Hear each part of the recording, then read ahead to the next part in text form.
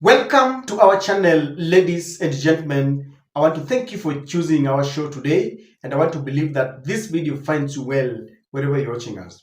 Ladies and gentlemen, a few years ago, the former Chief Justice, David Emeritus Maraga, reminded this nation of one fundamental basic rule.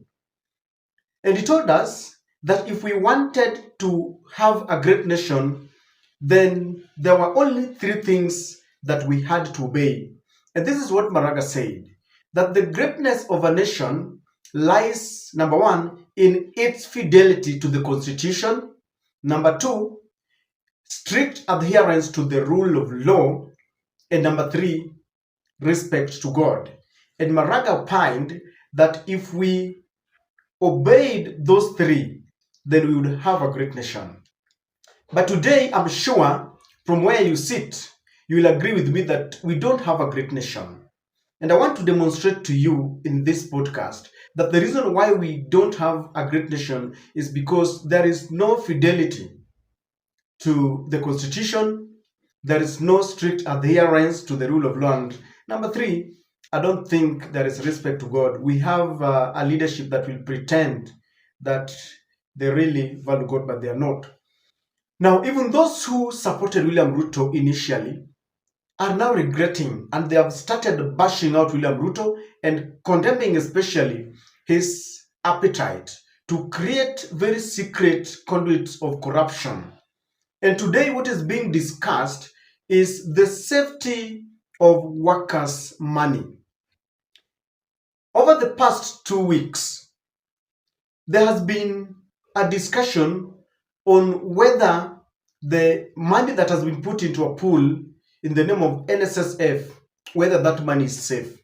Because just a few days ago, we got wind of news that that money is now being channeled to build roads, something that it was not meant for. So there is no strict adherence to the rules of law that we talked about. Things that have been passed, have been documented, and they are now laws. Someone wakes up and they think that whatever is in their mind should be dictated upon Kenyans. The other thing that is in question is the safety of the money that workers are putting in a pool under the affordable housing levy. That also is in jeopardy, all because we have a leadership that does not want to observe strict adherence to the law and the fidelity to the constitution, that they would wake up and they want to force people. They use certain amendments because they have the numbers. And I will demonstrate to you that this broad-based government is not helping us because it has provided the government with the numbers and they can wake up and amend laws and do whatever they want. And I will give you an example before we go to the NSSF and the housing levy. Just a few days ago, you saw how the official government spokesperson, Maura, was blowing hot and cold. We were told that the public seal had been removed from the office of the Attorney General to the office of the head of public service, Felix Kosgei. Then later, after a lot of public uproar, Maura came back and told us that that was some confusion. This public seal is in the office of the Attorney General. And what happened is that because they have the numbers, they went and passed it very hurriedly in Parliament. And I will demonstrate to you that this broad-based government is not good to us. Ladies and gentlemen, allow me to request you to subscribe to our channel, click the notification bell, like and share our videos. Thank you very much for your continued support. I want us to listen to the complaints about the NSSF money. Remember, this is money that Kenyans and civil servants are being deducted. This is their money. This is not the president's money.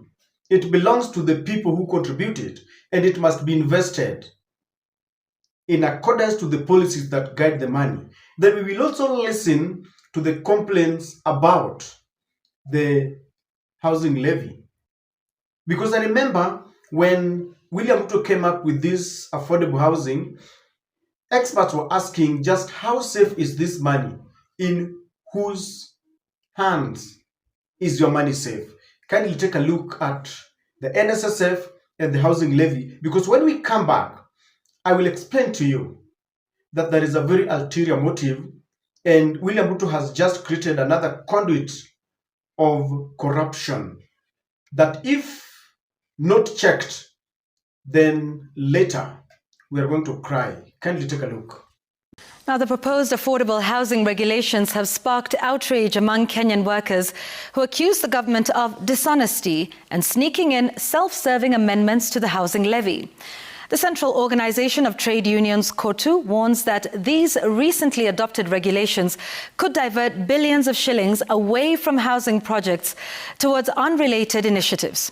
As murky reports, this controversy unfolds on the same day the president announced that 20% of all affordable housing projects will be reserved exclusively for members of the disciplined forces. And we are not only using that housing levy kujenga hiyo affordable housing.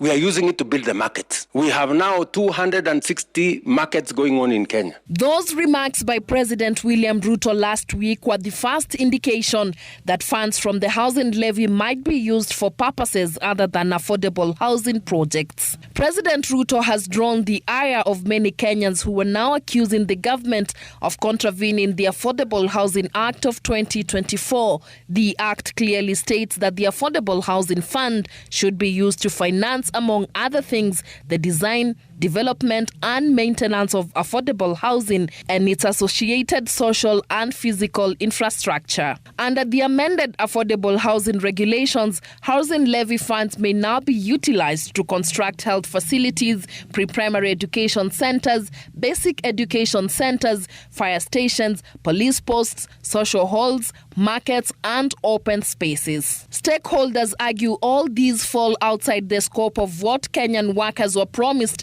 when this levy was introduced, but the president maintains the project is all about providing jobs. This housing plan is not so much about the houses. No. This affordable housing plan is more about the jobs for young people than the houses. The Central Organization of Trade Unions, COTU, has strongly condemned the regulations already passed by the National Assembly but awaiting ratification by the Attorney General, arguing that they will introduce a loophole that could see housing levy funds channeled into projects outside its core mandate. This comes even as President William Ruto on Tuesday announced that a quarter of all affordable housing projects countrywide will be reserved for the disciplined forces, a move that will bring into question the apparent preferential treatment for a certain class of workers to the disadvantage of other cadres of workers who equally contribute to the fund. 20% of whole housing units being developed under affordable housing across the country will be ring-fenced for members of our disciplined forces from the military, the National Police Service, the Kenya prisons, and the National Youth Service. COTU maintains that no meaningful public participation involving Kenyan workers, including COTU itself, was conducted before Parliament adopted the regulations. The union has called on President Ruto to intervene urgently and safeguard the purpose and integrity of the housing levy. Murky, Citizen TV. We can play around with everything else, but we cannot afford to play around with the monies that are contributed by the workers of Kenya.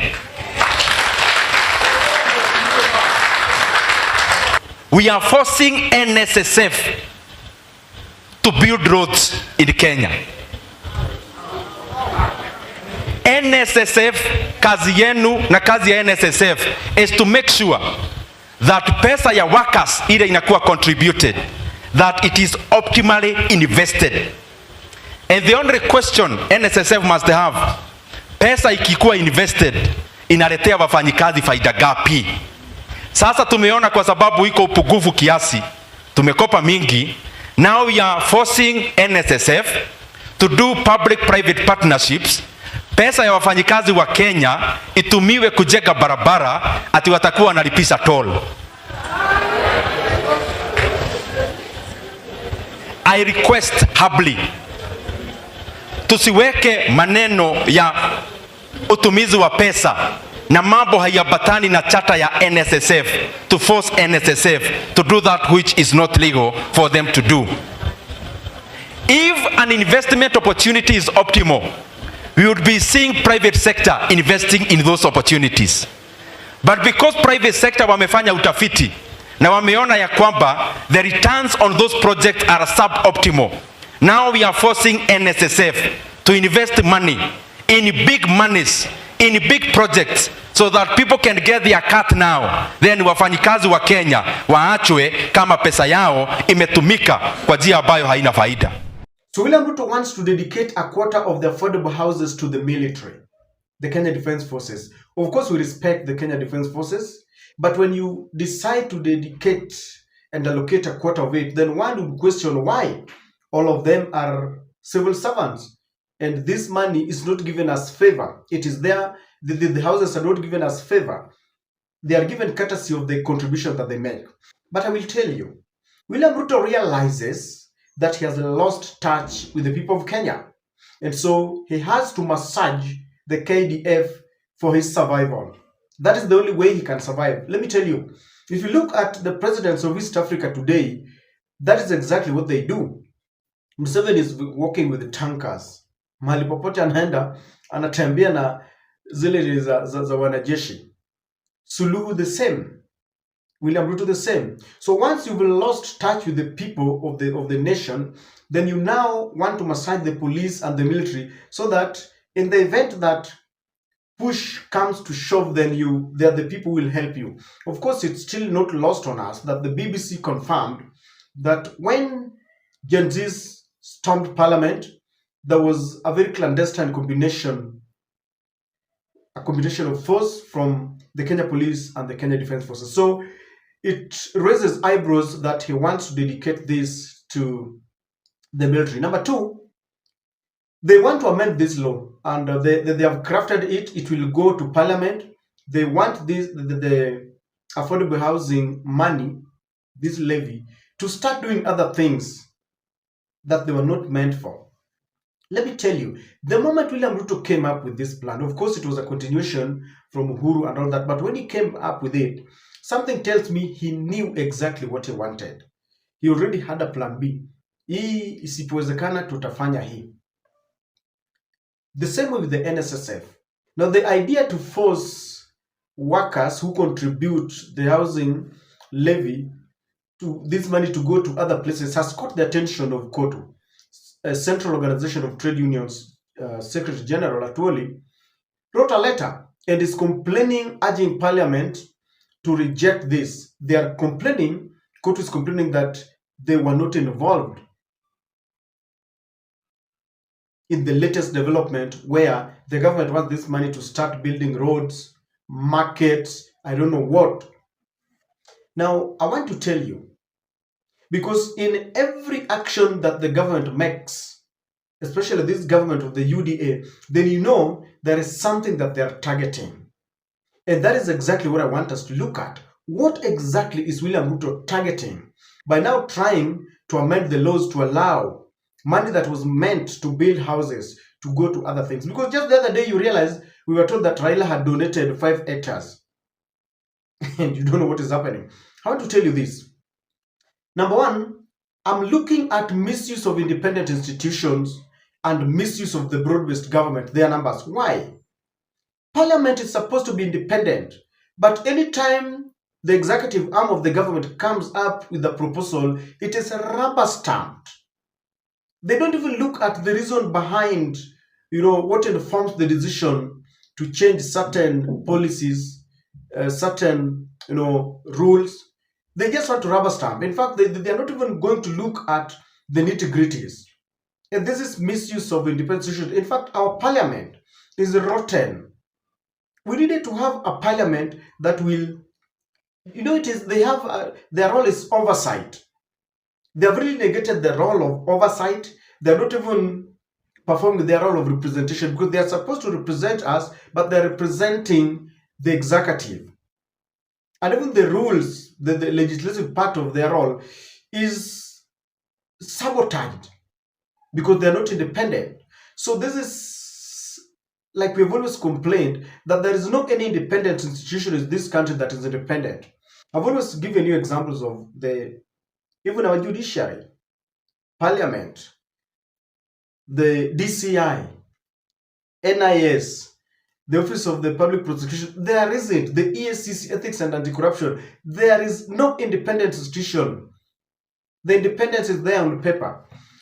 Misuse of the numbers of the broad-based government. When William Ruto decided to shake hands with Raila Amolo Odinga, they wanted to kill the opposition because he knew very well Raila would be opposing this. They wanted Raila to ratify every decision that they make. We started with Adani. We no longer talk about abductions. Now, even the Finance Bill 2025, we are told there are no taxes, yet there are, articles that are being looked at. That is why Rose Njeri was arrested. So the broad-based government was meant to ratify Ruto's decision. That is exactly what is happening. Now, let me tell you, then the following will happen. Number one, William Ruto wants a situation where, because if they allow this to be building roads, they're going to build markets. Remember, markets are not supposed to be the role of the national government. What is your governor supposed to do? Kama mpaka markets Ruto ndiye anajenga? What is the role of the governor? So what will William Ruto will be doing? This will be a trap to the members of parliament. You must worship William Ruto ndiye akupatie barabara huko. Unaambiwa, because we are now headed to election year. So during the campaigns, unaambiwa Chando kuja, nataka nikupatie barabara moja huko. So as you build, the roads or the markets, you also campaign with it. Unasema nimefanya hii, nimefanya. It's supposed to be lobbying. So you will go to your people and tell them, I have lobbied. Yet what you've done is not lobbying. You've been trapped in this. So William Ruto wants this to be passed so that he will trap parliamentarians. They have to sing tukufu rais ndio upewe. Wale ambao wamekataa hawatapewa kitu. And because our parliamentarians also know that they have done very little in their areas, they will easily pass this so that ukiambiwa na kupatia hiyo pesa ndio ujenge hiyo market, watakubali haraka. Number two, it is also meant for William Ruto's campaign, William Ruto himself. Apart from ile ya mbunge, ni yeye mwenyewe atakuwa anazunguka kila barabara, atakuwa anazunguka kila nchi, anasema anafungua hii, anajenga hii. Between now and 2027, it will be a beehive of activities because of this money. Mabarabara na markets na hizo zote wanataka kujenga. And they will be working with this and saying how William Ruto is working. He's creating jobs, he's doing this. So it is also meant for his campaigns, because virtually there's nothing that he has done. Number four, they are creating a pool of a conduit of corruption, because who will be determining where roads are going and where these houses are going? Who will be supplying? This is what will be happening. In fact, hata mbunge anaweza ambiwa, wewe umepewa supply ya madirisha yote. Yeah. Umepewa hiyo supply. And that is why they want to pass this amendment before the finance bill. Wabunge watambiwa, wewe nitakupatia hii ndio uendelee kusupport the finance bill. It will be corruption. This money is not safe. What makes you think that this money will not be turned into some campaign money? So this is yet another scandal in the making. And if Kenyans don't block it, very soon you'll hear what is happening. Because monies are not being placed to where they're supposed to be. Look at the NSSF. There was a report that came up. How the NSSF lost a lot of value because there were those loopholes. They bought some land in Upper Hill. That land was taken back because it was supposed to be in public land. Then they invested in some 2 companies. They never got anything. Pure corruption. And this is what they are creating so that they can, have a way of getting away with it. They will be channeling money to those projects, exaggerating the tendering procedures and the money that is needed. If, for example, a project would cost 20 million, it will be elevated to 30 million. So this is basically meant to balloon it and to continue mismanaging this money that is meant for workers. Money that is meant for workers, whether NSSF, whether housing levy, wherever. that money does not belong to the government. That money belongs to the workers. Perhaps they are given the mandate to manage it on their behalf. So Atwoli is now complaining, yet people saw this and people complained about William Ruto. But he said, oh, Ruto ni mzuri. Leo analalamika. That's why I'm saying anyone who supported William Ruto is now complaining, is now regretting. And I've told you that that is the reason why we don't have a great nation, because there is no fidelity to the constitution. We lack strict adherence to the rule of law. We wake up and we craft ways of, mismanaging and misusing funds. We take advantage of the numbers. We amend laws and we go ahead with it. We want to see how this is going to end, but this is so wrong.